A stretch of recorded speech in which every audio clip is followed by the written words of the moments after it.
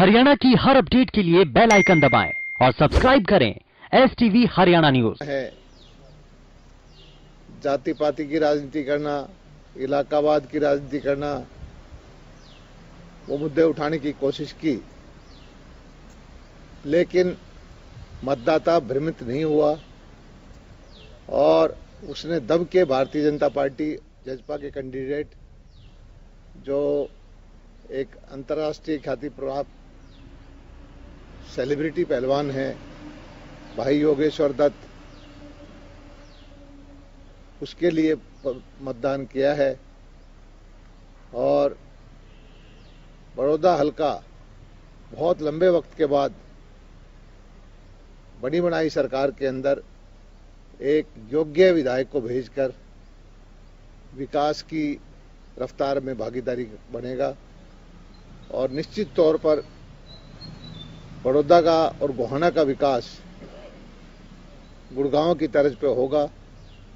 जो हमारी सरकार ने नीतियां बनाई हैं कि यहाँ पर 2 एक्सप्रेसवे निकल रहे हैं, IMT बन रही है, जनता बुटाना कॉलेज को यूनिवर्सिटी बनाने का काम मंजूरी दी है, महिलाओं के कॉलेज हैं, धान का मिल की मंजूरी दी है, पंचायतों में सुधार के लिए बहुत सारे ग्रांट दी है और लोगों में स्पष्ट इच्छा दिखाई है कि भारतीय जनता पार्टी जिसका नारा है सबका साथ सबका विकास, हरियाणा एक हरियाणवी एक, उस नीति पे चलते हुए, उस नीति में विश्वास करते हुए बड़ौदा हल्के के मतदाताओं ने अपना वोट कास्ट किया है। मैं उनका बहुत हृदय की गहराइयों से अभिनंदन करता हूं और क्योंकि बड़ौदा का भारतीय जनता पार्टी की तरफ से मैं प्रभारी था और मैं निश्चित तौर पर कह सकता हूं कि पहली बार इस ग्रामीण क्षेत्र के अंदर, जिसके अंदर सारे के सारे गांव हैं, चमन के चमन, किसानों का क्षेत्र है, इसमें कमल खिलेगा। और पिछले बहुत दिनों से कांग्रेस ने खासकर भ्रमित करने की कोशिश की, इलेक्शन कमीशन में शिकायत करती रही, अधिकारियों को शिकायत करती रही, कभी अधिकारियों की शिकायत की।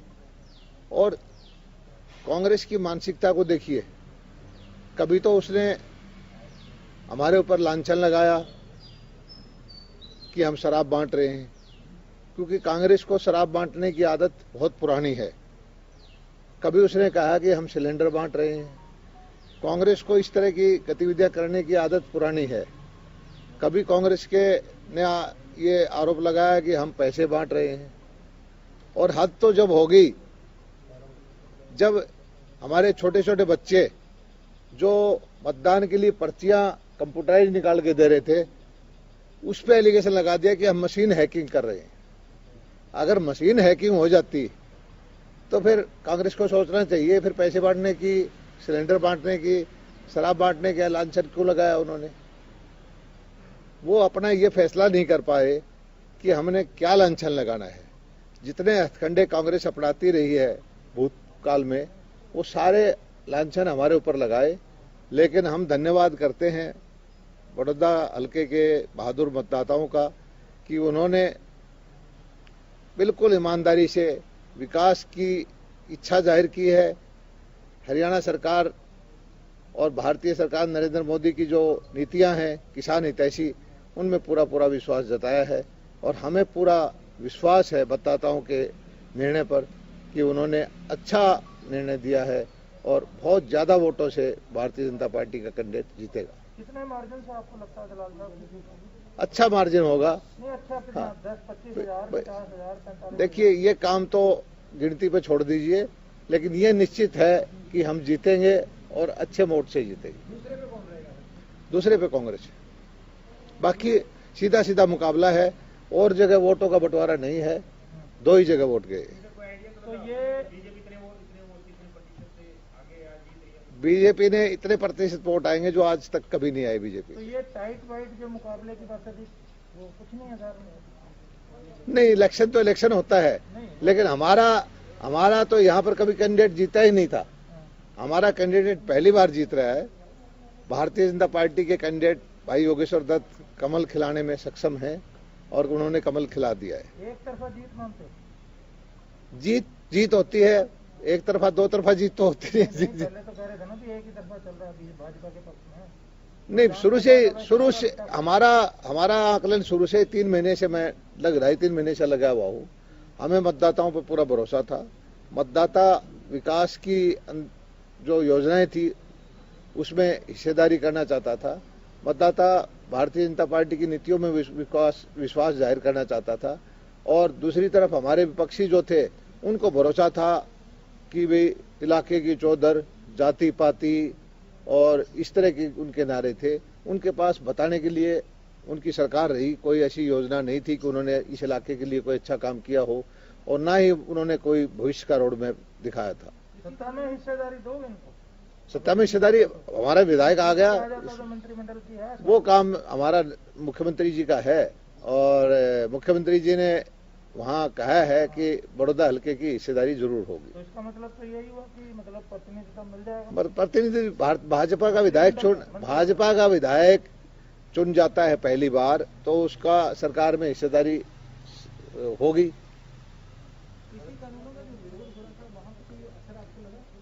ये सब कांग्रेस का षड्यंत्र था। इस इलेक्शन के लिए ही उसने उठापटक कर रखी थी, किसानों को भड़काने की कोशिश की। हमें वक्त जरूर लगा, लेकिन धीरे धीरे करके शुरू में तो कुछ कांग्रेसी किसान के रूप में आए और हमें कभी काले झंडे दिखाते थे, कभी हाय हाय करते थे, कभी रास्ता रोकते थे और तरह तरह के प्रपंच उन्होंने किए, लेकिन उनकी एक भी चाल कामयाब नहीं हुई और हम किसानों के लिए दिखाने में कामयाब रहे कि भी उनकी फसल बिक रही है, एमएसपी भी है, बाजरा बिक रहा है, धान बिक रही है, कपास बिक रही है, मंडियां चालू हैं। जो प्रचार दुष्प्रचार कांग्रेस ने किए थे वो उन किसान के सामने थे कि मंडियां भी चालू हैं, बाजरा भी बिक रहा है, धान बिक रहा है, कपास बिक रही है, सीधा पैसा किसान को जा रहा है। तो किसान को तसल्ली हुई, ये सब कांग्रेस का ड्रामा था, किसान का इससे कोई मतलब नुकसान होने वाला नहीं था। जो केंद्रीय कानून आए हैं उससे किसान को कोई तकलीफ नहीं है। अब तो चलो चुनाव हो गया, वोट भी पड़ गई, आप वहाँ प्रभारी रहे, ये बताओ कि मुख्य मुद्दा क्या रहा? मुख्य मुद्दा 2 तरह का था। मतदाता के सामने एक तो या तो झूठी चौधर के उसमें जाए, क्योंकि मुख्यमंत्री पुराने जो थे भूपेंद्र हुड्डा जी, उनका गांव सांगी से अगला गांव हमारा हल्का शुरू हो जाता है। वो अपने इलाकावाद की, जातिवाद की, झूठी चौधर की राजनीति करना चाहते थे। या तो उधर जाए या मतदाता के पास ये था कि एक जो हरियाणा में अच्छे विकास करने वाली सरकार है मनोहर लाल जी के नेतृत्व में, जिसने बड़ौदा हल्के के अंदर भी खूब विकास किया है और संभावनाएं बहुत हैं बड़ौदा के और गोहाना इलाके के विकास होने की, कि उसमें हिस्सेदारी करे। तो मतदाता ने चुना है कि जो आज की सरकार है मनोहर लाल जी के नेतृत्व में वो अच्छा काम कर रही है और उसमें वो हिस्सेदारी करने के लिए तैयार हुए हैं।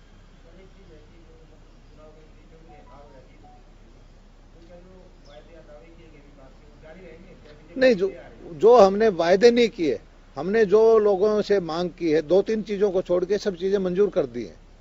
एक आईएमटी का मामला है जो जिसमें जमीन का इकट्ठा करने का मसला है और एक यूनिवर्सिटी का जो असेंबली में बिल अगले, क्योंकि उसके कोड ऑफ कंडक्ट की वजह से रुक गया था।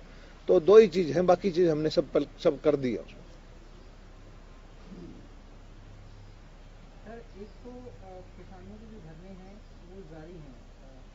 फिर मैं कहता हूं ये अब खत्म हो जाएंगे, क्योंकि ये कांग्रेस ने कर रखा था।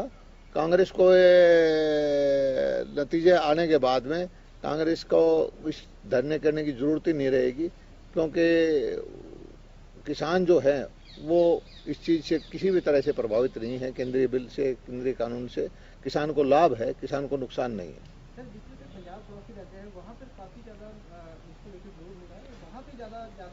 पंजाब में तो सही मायने में सरकार और विपक्ष दोनों मिलके वो इसका विरोध कर रहे हैं और वो किसान के हित के लिए नहीं, निजी हितों के लिए इसका विरोध कर रहे हैं। मुझे जो जानकारी मिली है, प्रभुत्व जो है पंजाब में नेताओं का ज़्यादा है मंडियों में, और वो अपना हित देखना चाहते हैं और आम गरीब किसान का शोषण जो कितने सालों से होता आया उसको जारी रखना चाहते हैं। पंजाब ने पास किया है बिल कि भाई 3 साल की सजा हो जाएगी एमएसपी से नीचे कोई अनाज नहीं बिकेगा तो, और उसमें उसने सारी फसलें नहीं ली, सिर्फ 2 फसलें ली हैं, धान और गेहूं की, जो केंद्र सरकार करती है।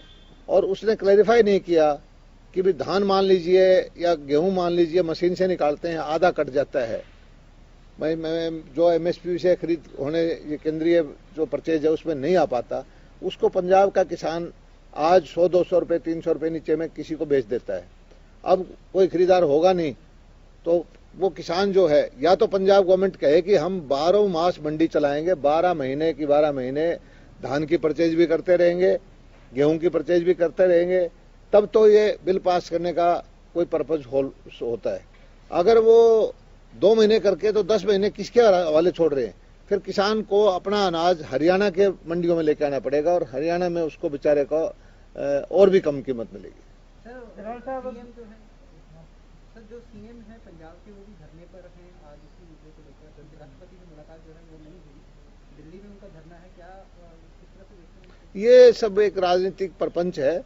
उन्होंने, मैं कहता हूं कि असेंबली में बिल पास किया था उसको अमेंड करें और उसमें यह कहें कि हमारी जो खरीद है, गेहूं 12 महीने मंडी में सरकार खरीदेगी, धान 12 महीने सरकार खरीदेगी, तब तो इस बिल का, और बाकी की जो फसलें हैं, बाजरा है, मक्का है, मूंगफली है, जैसे बाजरा या हरियाणा खरीदता है कपास, उनकी परचेज भी जारी रहेगी। उसकी एक इंटेंशन इस बात से पता चल जाती है कि वो हेडलाइन बनाना चाहते हैं लेकिन किसान हित में कोई फैसला नहीं करना चाहते। और दूसरी बात यह है कि आज हरियाणा के अंदर हमने लगभग 5 लाख मीट्रिक टन के आसपास बाजरा खरीद लिया। पिछले साल 3 लाख खरीदा था, उससे पहले 1.5 लाख खरीदा था। और राजस्थान गवर्नमेंट, जहां पंजाब की पार्टी की सरकार है, केंद्र सरकार प्रदेश की सरकार है कांग्रेस की, वहां 1200-1300 रुपये बाजरा बिक रहा है, हम 2150 अपने किसान को दे रहे हैं। उनको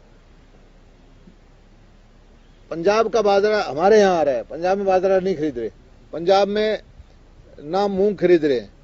तो ये जो केंद्र की परचेज है, 2 ही आइटम एफसीआई की परचेज होती है सेंट्रल पूल के लिए, उसको भी खराब कर दिया उसके भी किसान को। पंजाब को चाहिए कि कम से कम इन 2 को तो 12 महीने मंडी करे और 1.5 महीना जो केंद्र की परचेज है उसके लिए चलने दे, बाकी टाइम पंजाब सरकार करे। मंत्री जी, आपके जो सारा विपक्ष है, कल से शुरू होने वाला जो पार्टी सत्र है, इसमें प्राइवेट बिल लेके आ रहे हैं कृषि कानूनों को लेकर, आएंगे, देखेंगे, किसान हितैषी कोई काम होगा तो हरियाणा सरकार उसको करने के लिए तैयार है। लेकिन जो बिल आए हैं, केंद्र से आए हैं, वो 100% किसान हितैषी हैं। तो प्राइवेट मेंबर बिल, अगर उसमें से कोई अच्छा सुझाव होगा तो विचार करेंगे, नहीं होगा, अगर राजनीतिक हेडलाइन बनाने के लिए होगा तो उसमें विचार नहीं करेंगे। एक ये बताएं, प्रणाली को लेकर फिर दोबारा हल्ला मच रहा है दिल्ली का, यही है कि जो पोल्यूशन है हरियाणा और खासकर पंजाब का तो नाम नहीं ले रहा, ये जो प्रणाली के इस दफे कितने मामले आपने दर्ज किए, कितना जुर्माना आपने किया? बहुत थोड़े मामले हुए हैं इस प्रणाली के।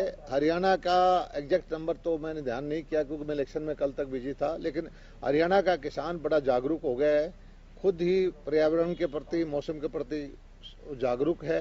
और हमने जो स्कीम दी है, इसको पर्यावरण खराब ना हो उसके लिए मशीन दी है, उसके लिए पराली को प्रबंधन के लिए व्यवस्थाएं की हैं, पराली को खरीदने की व्यवस्थाएं की हैं, उसका बड़ा अच्छा प्रभाव पड़ा है। और हरियाणा में पंजाब के मुकाबले तो 20% भी केसेस नहीं होते।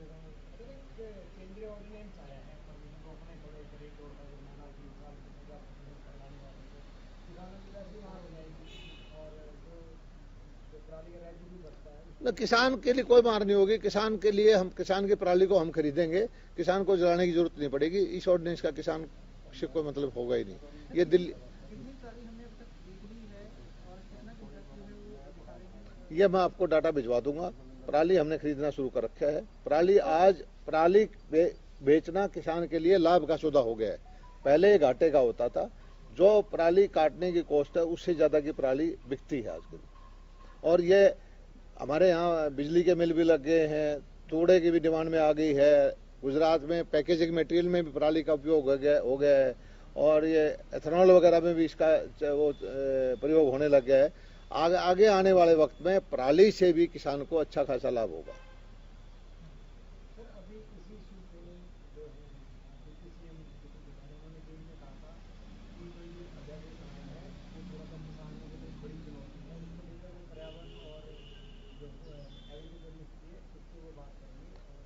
हमारे लिए किस लिए चुनौती है? जब हमने पराली के लिए लाभकारी मूल्य देंगे, पराली बेचेगा किसान, तो हमें पर्यावरण से खराब होने में हमारी क्या भागीदारी होगी?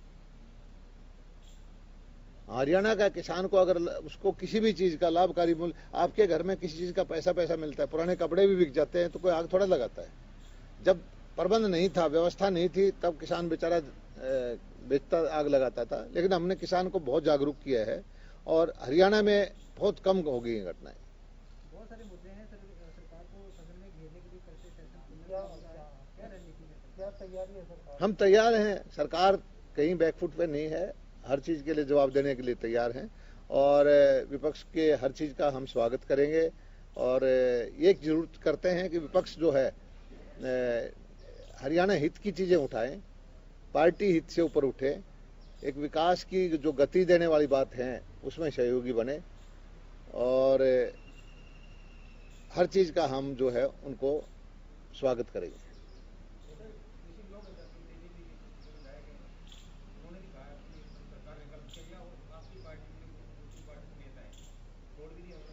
ये कृषि बिल का ऐसा था, कुछ लोग समझ रहे थे कि भाई ये किसान के नाम पे राजनीति करो, तुम्हारा इतिहास में नाम हो जाएगा। निगाह कुर्सी पे, राजनीति किसान के नाम पर। लोग, मेरा सोचना ये है कि राजनेता को कुर्सी पहले चाहिए।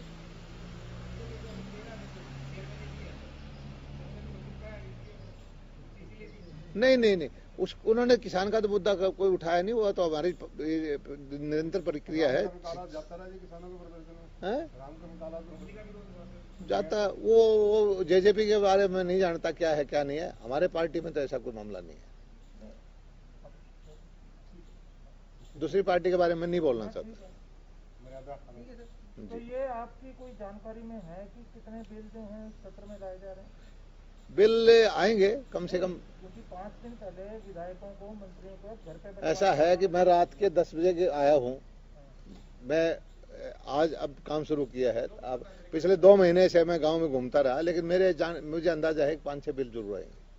तो जीत से आपको लगता है कि जिस तरह आपने ताबड़तोड़ मेहनत करी, मैंने कोई बड़ी रैली नहीं की, कम से कम 400 जगह मैं गया हूँ और मैं छोटा सा मंत्री हूँ और मेरी 30-40 आदमी की मेरी बैठकें किए और बैठकें किए अगले के घर में जाके और उनको समझाया और मैंने अपना भाषण नहीं दिया, मैंने अगले की बात छोड़ के जवाब दिया। मेरी कंपेनिंग का तरीका अलग था, मैंने कोई भाषणबाजी कम से कम दिए हैं, स्टेज पे कम से कम गया हूँ, किसानों के घर में गया, किसानों के खेत में गया और उनसे पूछा कि आप पूछो, आपको कोई भ्रांति है मंडी के बारे में, एमएसपी के बारे में, किसी हमारी नीति के बारे में, उनके पूछ के जो सवाल नोट करके फिर उनको जवाब दिया और उसी का परिणाम यह है कि किसान जो है, उम्मीद हमें पूरी है कि किसान ने हमें आशीर्वाद दिया। तो मेरा ये मतलब था कहने का, क्योंकि इतने संकट में आप किससे निकाल के लाओगे? संकट कोई नहीं था, संकट ये था कि भ्रमित कर रखा था, कांग्रेस ने षड्यंत्र रचा था, किसान को बदनाम करने के लिए अपने कांग्रेसी सड़कों पे जाम करके हल्ला कराना चाहती थी, दंगे कराना चाहती थी, जैसे नाम किसान का या बिचौलियों का साथ देना चाहती थी। तो जिन्होंने नाजायज लाभ उठाया है, किसानों का शोषण किया है, ये वो शक्तियां लगी हुई थी। किसान के पास तो सड़क पे बैठने के लिए वक्त नहीं है। मेरा तो सर सवाल ये था अभी, क्योंकि मंत्रिमंडल में फेरबदल होगा, जब मंत्रिमंडल का विस्तार होगा तो आपको लगता है कि कोई रिवार्ड मिलेगा, कद और बढ़ेगा? मेरे रिवार्ड मिल रखा है, मैं इससे संतुष्ट हूँ, मुझे ये काफी है मेरे लिए। और किसानों की सेवा करके मुझे बड़ी आनंद की अनुभूति होती है ना। मुझे किसान के लिए करने के लिए मैं खुले दिल से लगा हुआ हूँ और मुझे एक आत्म संतुष्टि होती है कि मैं किसान का बच्चा हूँ, खुद किसान हूँ और किसान के लिए जो भी अच्छा हो सके वो मैं करूँ। Thank you ji.